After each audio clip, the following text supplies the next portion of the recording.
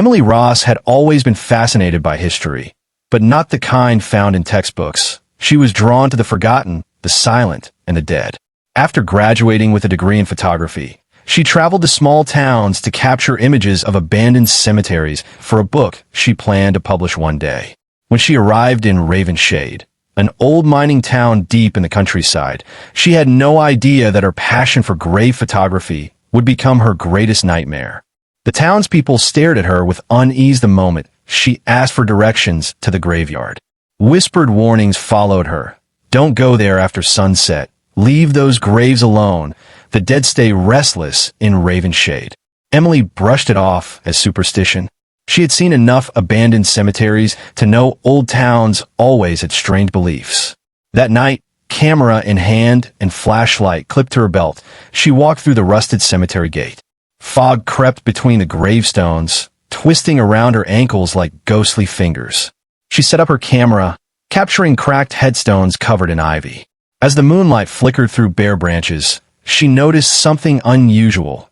At the center stood an enormous mausoleum, black stone gleaming under moonlight, the name Marrowell family carved in gold letters.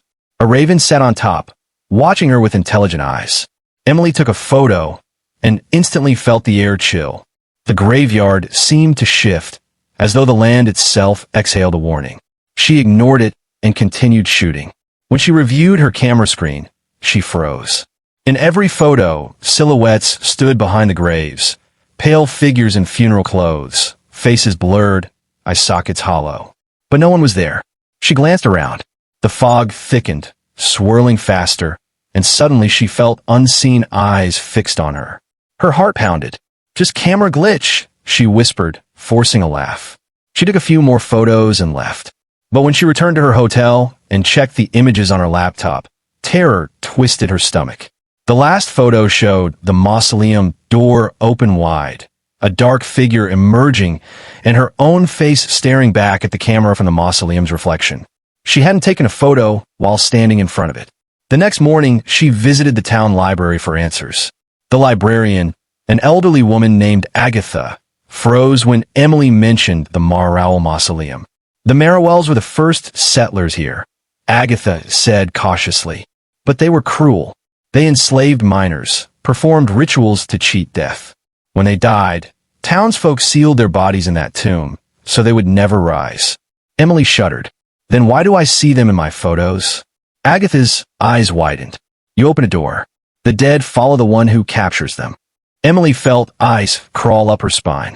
She immediately returned to the graveyard at daylight, determined to delete every image and apologize to whatever haunted the place. But standing before the mausoleum, she found the door slightly ajar, cold air seeping out. Her fingers trembled as she called out, I didn't mean to disturb you. Her voice echoed, as though swallowed by the tomb.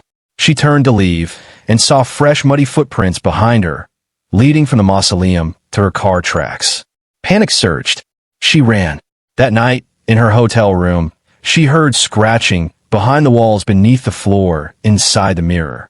She smashed the glass with her shoe, but the reflection remained whole, and in it, the mausoleum figure stood behind her. She spun around, nothing. Her camera beeped. New photos appeared in her gallery, each one showing her asleep in bed, taken from inches away. Her breath stopped. Someone, or something, had been inside this room. She grabbed her keys and fled the hotel. She drove straight to the sheriff's office, panting out the story. But Sheriff Cole only gave her a long, unreadable stare. Once the Marrowells mark you, they never stop, he said with cold finality. You brought them out. Emily refused to accept it. She decided to leave Ravenshade entirely. As she sped down the road, fog rolled across the pavement, so thick the headlights couldn't cut through. The car engine stalled. Silence swallowed everything. She tried calling for help, but the signal vanished. The screen flickered, and the last image she had taken appeared, zooming closer and closer to her face. She looked up toward the windshield, and the silhouettes from the cemetery stood lined along the road ahead. Tall, still, waiting. Emily screamed and reversed the car, but a bony hand slammed onto the window. Pale faces pressed against the glass, mouths open, gasping for breath they no longer had. She abandoned the car and ran into the woods, branches clawing her skin as whispers followed her. Join us. You saw us. You belong with us. She tripped and crashed into leaves and dirt. When she stood, she was back in the cemetery, in front of the Mar mausoleum. The door yawned open. The raven stared down, eyes glowing red. I'm sorry, she sobbed. Please, let me go. But the darkness inside pulsed like a heartbeat.